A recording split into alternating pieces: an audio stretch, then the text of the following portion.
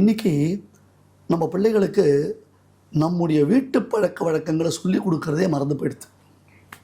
கவனிச்சிருக்கீங்களா நீங்கள்? ஆமாம் இல்லையா? படிக்கச்சேவும் சரி, உத்தியோகத்தில் இருக்கச்சேவும் சரி. இப்போ ஆடி மாதம் வந்ததுன்னா புத்துக்கு பால் தெளிக்கிறதுன்னு ஒரு வழக்கம் வந்துச்சு. ஆடி வெள்ளிக்கிழமைனா பெண்கள்லாம் எண்ணெய் தேய்ச்சி ஸ்நானம் பண்ணி நம்ம ஏஜ் குரூப்பில் நம்ம பார்த்துருப்போம். வீட்டில் இருக்கக்கூடியதான கன்னிகைகள், அதாவது கல்யாணம் ஆகாத பசங்களை, நம்ம அக்கா, அம்மா, சகோதரிகள், அத்தை இவங்கெல்லாம் இருந்தாங்கன்னா எல்லாரும் எண்ணெய் தேய்ச்சி ஸ்நானம் பண்ணுவோம் வெள்ளிக்கிழமைக்கு. ஒரு அது அந்த ஆம்பியன்ஸ்னு சொல்கிறோம் இல்லையா, அது ஒரு சாம்பிராணிலாம் போட்டு சுவாமிக்கு ஸ்லோகங்கள்லாம் சொல்லி வெள்ளிக்கிழமை வீட்டில் எல்லா புஷ்பங்கள்லாம் சாத்தி வாசல் அழகாக கோலம்லாம் போட்டு.